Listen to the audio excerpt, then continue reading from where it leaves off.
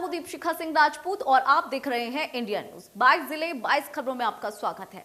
हरियाणा विधानसभा अध्यक्ष ज्ञानचंद गुप्ता ने अलग अलग विभागों के अधिकारियों के साथ बैठक में पंचकुला के विकास कार्यों की प्रगति को लेकर समीक्षा की गई। अधिकारियों को स्वयं फील्ड में जाकर अपनी देखरेख में कार्य करवाने के लिए दिशा निर्देश दिए गए। तो वहीं अधिकारियों को तय समय सीमा में काम को पूरा करवाने के साथ साथ गुणवत्ता पर भी विशेष ध्यान देने के निर्देश दिए गए। उन्होंने कहा कि अलग अलग विकास कार्यों के समयबद्ध तरीके से पूरा करने के लिए स्वयं फील्ड में जाएं और अपनी देखरेख में काम को पूरा करवाएं। इसके साथ ही अधिकारी विकास कार्यों में प्रयोग की जा रही और सामग्री में गुणवत्ता भी सुनिश्चित करें।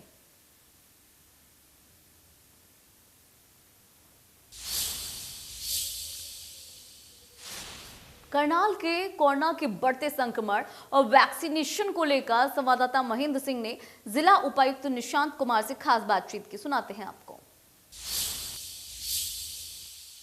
की तीसरी लहर में करनाल जिले को दो तरह की चिंताएं जो हैं उनका सामना करना पड़ रहा है। एक तो संक्रमण की दर लगातार बढ़ रही है, जिसके चलते रोजाना सैकड़ों की संख्या में कोरोना पॉजिटिव मरीज मिल रहे हैं। इसके अलावा कोरोना वैक्सीनेशन की जो रफ्तार है वो बीते दिनों में कुछ मंद हुई है, उसका असर भी देखने को मिल रहा है। क्या है जिला प्रशासन की तैयारियां, हमारे साथ जिला उपायुक्त निशांत कुमार यादव हैं।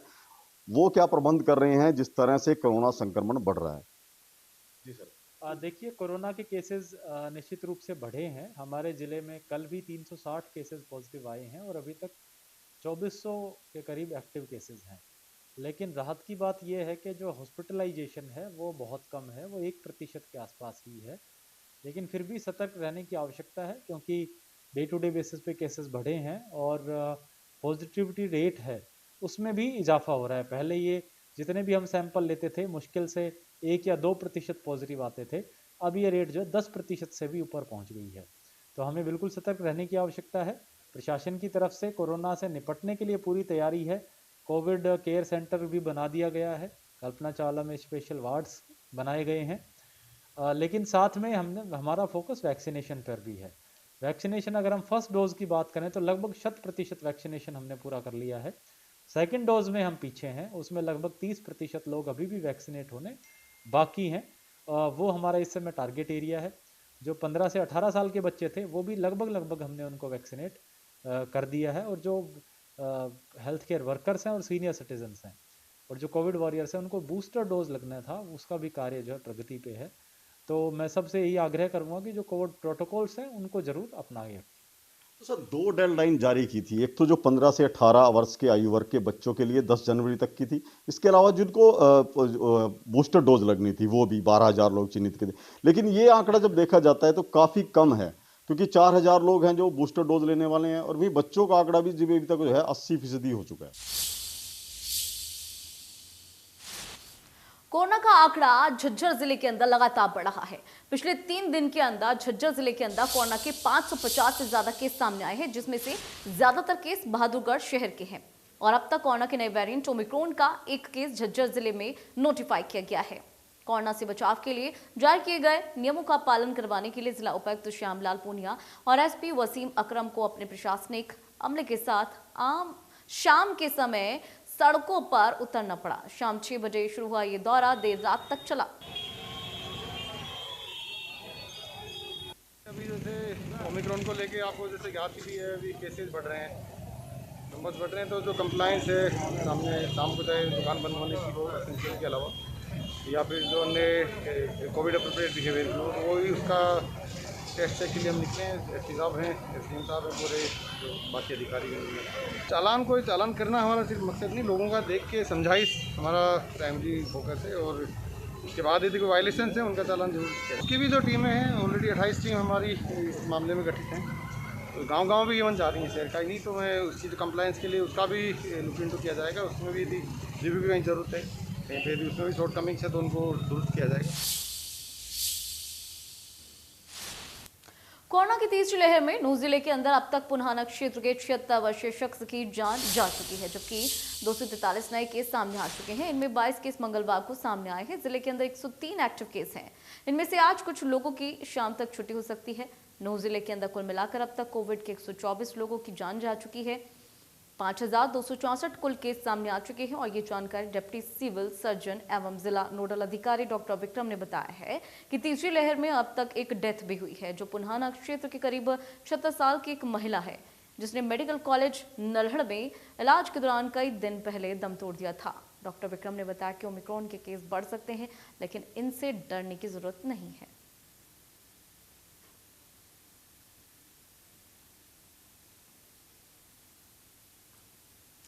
तो बता दें कि यहाँ कोरोना की जो तीसरी लहर है वो आ चुकी है और जो केस हैं लगातार बढ़ रहे हैं। कोरोना की वजह से 76 वर्षीय महिला ने दम तोड़ा।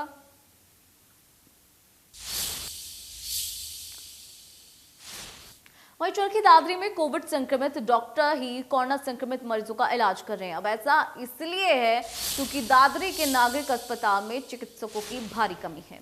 जिला के एकमात्र नागरिक अस्पताल में 1 दर्जन फ्रंटलाइन वॉरियर संक्रमित हैं और अस्पताल में खुद के साथ साथ मरीजों का भी इलाज किया जा रहा है। डॉक्टर्स का ये मानना है कि दूसरे डॉक्टर्स के संक्रमित होने का खतरा भी नहीं होगा और डॉक्टर्स की कमी भी नहीं होगी। हालांकि सीएमओ का ये मानना है कि पॉजिटिव स्वास्थ्य कर्मी नॉर्मल है और कोई खास दिक्कत नहीं है। सीएमओ डॉक्टर सुदर्शन पवार ने बताया कि 4 चिकित्सकों के साथ 1 दर्जन फ्रंटलाइन वर्कर्स जो है वो कोरोना से पॉजिटिव है। हालांकि वो सभी नॉर्मल हैं और संसाधनों की तरफ से संक्रमितों का इलाज भी किया जा रहा है। उन्होंने भी बताया कि डॉक्टर के हौसलों के आगे कोविड संक्रमण भी टूटा हुआ नजर आ रहा है।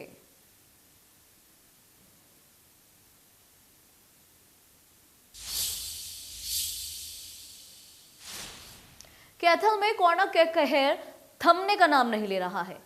जिले के अंदर 24 घंटे में 4 हेल्थ वर्कर्स के साथ 139 नए मरीज सामने आए हैं। एक रिपोर्ट आपको दिखाते हैं। कोरोना का कहर लगातार जारी है। लगातार कैथल के अंदर पॉजिटिव मामले लगातार सामने आ रहे हैं। बात करें पॉजिटिव मामलों की तो 4 सुरक्षा कर्मियों समेत 111 नए पॉजिटिव मामले सामने आए और मौत के आंकड़े की बात करें तो 350 की संख्या मौत के आंकड़े की पहुंच चुकी है।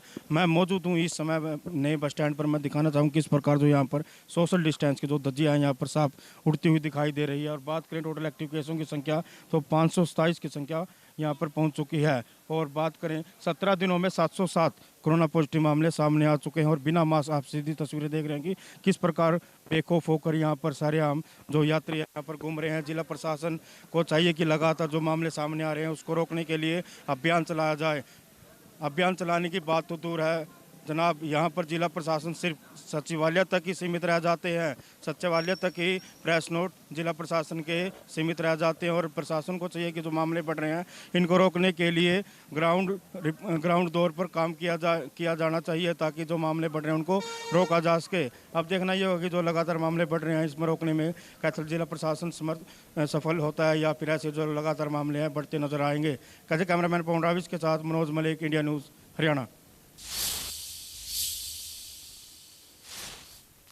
कोरोना को लेकर स्वास्थ्य विभाग और प्रशासन की स्ट्रैटेजी क्या है, इसे लेकर संवाददाता रवि चांगड़ा ने सीएम से खास बातचीत की। दिखाते हैं आपको। टीकाकरण का 1 साल पूरा हो चुका है और ऐसे में भिवानी कहाँ खड़ा है और नया जो वेरिएंट आया ओमिक्रॉन को लेकर के किस तरह की स्ट्रेटेजी है, वो तमाम चीज़ों पर बात करने के लिए भिवानी के सिविल सर्जन डॉक्टर रघुवीर शांडिल्य हमारे साथ हैं, उनसे बात करेंगे। सर, पहला सवाल यही, टीकाकरण का 1 साल पूरा हो चुका है, टीकाकरण की कड़ी में भिवानी कहाँ खड़ा है? टीकाकरण में भिवानी की जो फर्स्ट डोज है वो 100% हो चुकी है, सेकंड डोज 85% हो गई है और 15+ के हमारे जो आंकड़े हैं 60% हो गए हैं।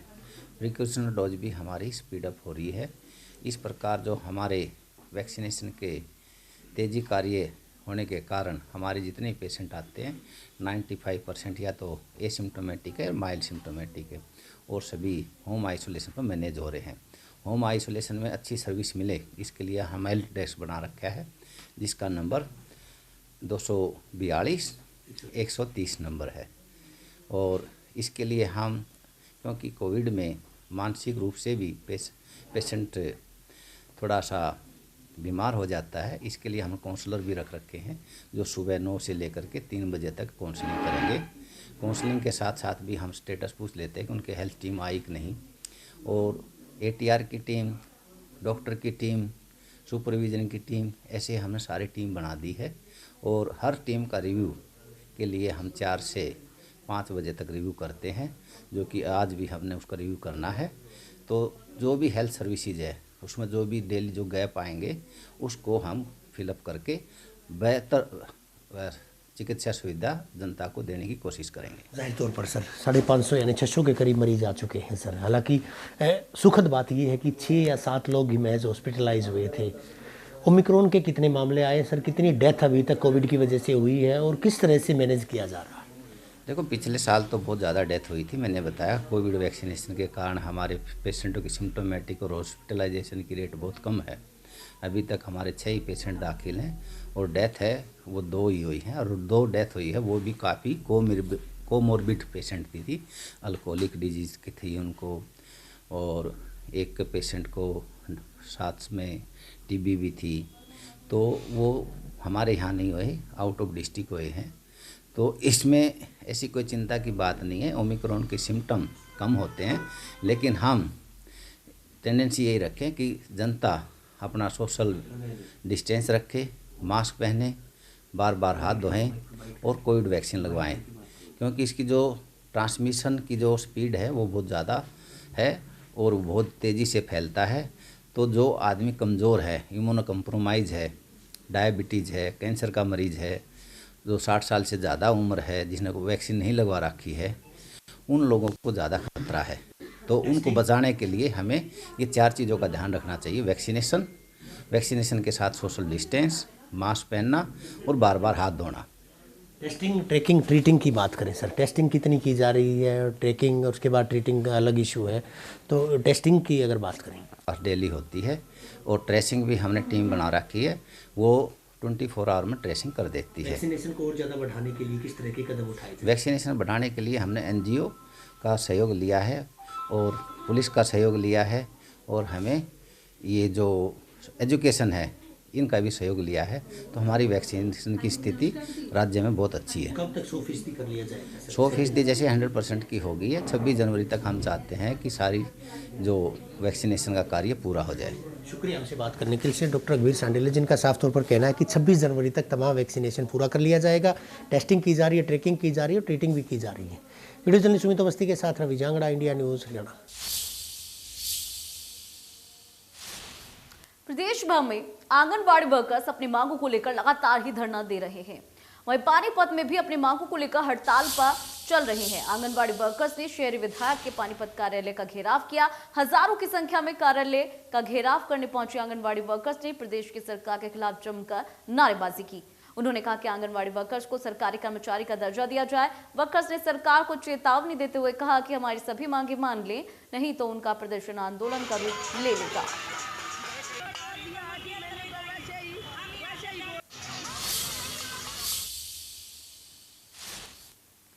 फरीदाबाद के सेक्टर 12 में आंगनबाड़ी में बच्चों के लिए खाना बनाने वाली महिलाओं ने लघु सचिवालय पर विरोध प्रदर्शन किया। महिलाओं ने पिछले 3 साल से मानदेय नहीं मिलने पर जिला उपायुक्त को सरकार के नाम ज्ञापन सौंपा है। उनका कहना है कि सरकार के द्वारा आंगनबाड़ी में पढ़ने वाले एक बच्चे पर 1 रुपया देती है, जो 1000 रुपया देती है, जो पिछले 3 साल से उन्हें नहीं दिया गया है। यहां तक कि महिलाओं ने आरोप लगाया है कि खाना बनाने के लिए सिलेंडर भरवाने और आटा पिसवाने तक का खर्चा उन्हें अपनी जेब से ही देना पड़ता है। कर लो आप लोग, कोई दिक्कत नहीं।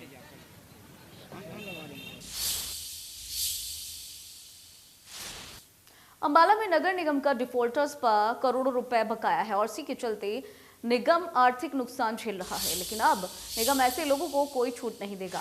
निगम ने 860 लोगों की सूची तैयार की है जिन पर 15 करोड़ रुपए बकाया है। निगम अधिकारियों के मुताबिक इन सभी लोगों पर जल्द कार्रवाई शुरू होगी। दरअसल नगर निगम का घरों, दुकानों और व्यवसायों पर करोड़ों रुपए बकाया है। काफी महीनों से नगर निगम बकाया टैक्स वसूलने के लिए मशक्कत कर रहा है। बड़ी संख्या में रिकवरी भी हुई है। अभियान के दौरान 300 से ज्यादा प्रॉपर्टी सील भी की गई है। उसके बाद से अब नगर निगम टैक्स डिफॉल्टर्स पर सख्ती बरतने के मूड में नजर आ रहा है। नगर निगम बकाया न भरने वालों के खिलाफ नया अभियान शेड सीलिंग की कार्रवाई को तेज करेगा। जानकारी के मुताबिक निगम अधिकारियों ने बताया कि नोटिस भेजे जा चुके हैं और अब निगम टीम ऐसे लोगों पर एक्शन लेगी और उनकी प्रॉपर्टी को सील किया जाएगा। अभी तक नगर निगम 14 करोड़ की टैक्स रिकवरी कर चुका है।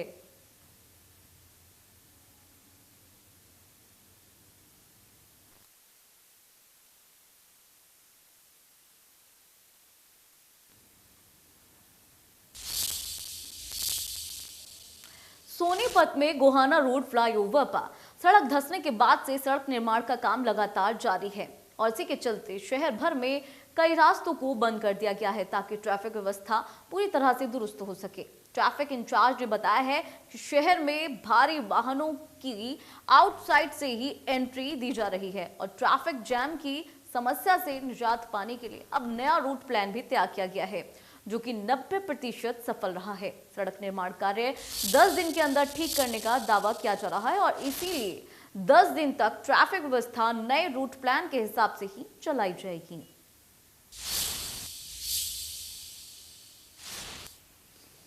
तो बता दें कि भारी वाहनों को शहर के बाहर से एंट्री दी जा रही है। ऐसे में जाम से निजात पाने के लिए एक नया रूट तैयार किया जा रहा है। 10 दिन के अंदर जो निर्माण का काम है वो पूरा कर लिया जाएगा। तो शहर भर में कई रास्तों को फिलहाल बंद कर दिया गया है। गोहाना रोड फ्लाईओवर पर सड़क का निर्माण किया जा रहा है। भारी वाहनों को शहर के बाहर से अब तक एंट्री दी जाती रही है। यमुनानगर में भी शीतलहर का सितम जारी है। अब ऐसे में कोई बेसहारा व्यक्ति खुले आसमान के नीचे ना सोए, इसके लिए प्रशासन ने रैन बसेरों की व्यवस्था की है।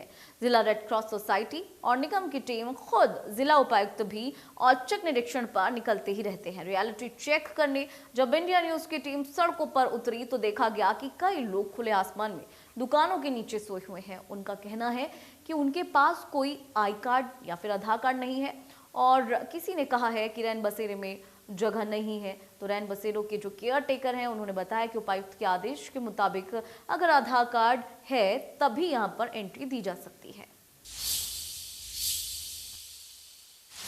ठंड का कहर जारी है और जो तापमान की बात करें तो 5 से 6 डिग्री है। सरकार ने कहा कि कोई भी आदमी बिना छत के ना सोए, उसके लिए रहन बसेरों की भी व्यवस्था की गई है। और रियलिटी चेक करने के लिए इंडिया न्यूज हरियाणा की टीम आज पहुंची है स्टेशन चौक पर और यहां पर आए तो देखा कि जो कुछ आदमी हैं वो रैन बसेरों में न रहकर मार्केट के नीचे जो शेड है वहां पर पड़े हैं। मैं अपने साथी को कहूँगा दिखाए कि किस तरह से लोग यहाँ नीचे पड़े हैं और वो रैन बसेरे में क्यों नहीं जा रहे, क्या दिक्कत है उनको, क्या मामला है। ये देखिए किस तरह से लोग जो ओपन में जो है शेड के नीचे पड़े हुए हैं, इनसे जानने की भी कोशिश करते हैं। हाँ जी, क्या नाम आपका? मेरा नाम सचिन है। सचिन, यहाँ कितने आदमियों की व्यवस्था है? आदमी तो यहाँ पे 8-10 भी पड़ जाते हैं। तो इस समय जैसे 6 आदमी हैं। हाँ जी। तो अभी जिस तरह से सरकार ने ये कहा था कोई आदमी ऊपर में नहीं सोएगा, तो अभी यदि बाहर रोड पे देखा गया कि काफी लोग सोए हुए हैं, वो तो पता क्या चक्कर है, मैं थोड़ा ना दारू दूरी पीने वाले लोग हैं, वो कंबल के चक्कर में बैठे रहते हैं। उनको उठाते हैं ना तो उठते भी नहीं है वो, कि भाई चलो अंदर पड़ जाओ, वो उठेंगे ही नहीं। आ रहे हैं आते ही नहीं है। कंबल का लालच है ना इनको, कंबल मिल जाएगा, कंबल बेच के पैसे ले लेंगे, पैसे से दारू पी लेते हैं। इनको आदत है ना जिस चीज की।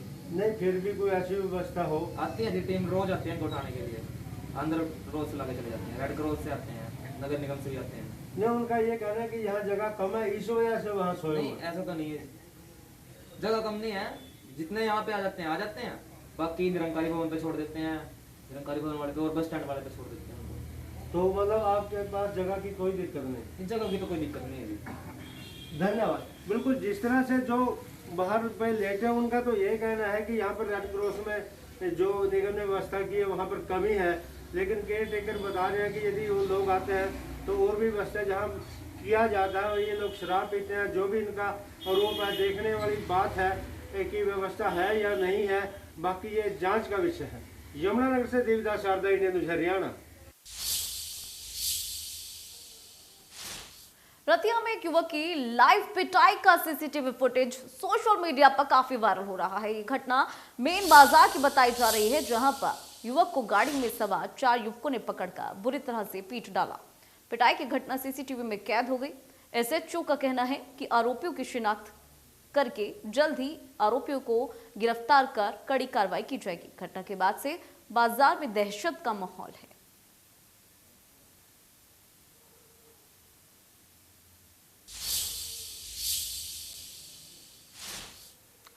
पलवल में महिला ने जमीन हड़पने के लिए खुद को मृत व्यक्ति की विधवा घोषित कर दिया। फर्जी मृत्यु प्रमाण पत्र बनवाकर दूसरे की जमीन को अपने बच्चों के नाम करवा दिया। इस दौरान शपथ पत्र को नंबरदार और कार्यकारी मजिस्ट्रेट से तस्दीक भी करवाया गया।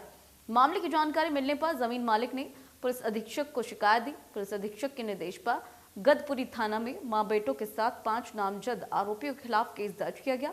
थाना प्रभारी ने बताया कि मृतक व्यक्ति की पत्नी ने शिकायत दी थी कि नजदीकी संबंध रखने वाली महिला ने खुद को उसके पति की विधवा दिखाकर नगर निगम से फर्जी मृत्यु प्रमाण पत्र बनवाया और फर्जी तरीके से दोनों प्लॉट अपने और अपने बच्चों के नाम करवा लिए।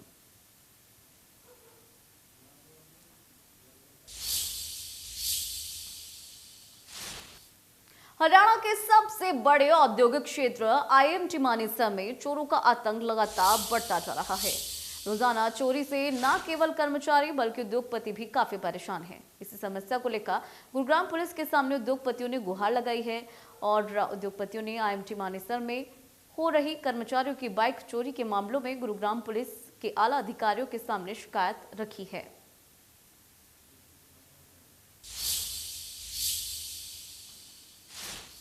चलिए फिलहाल रुकेंगे छोटे से ब्रेक के लिए।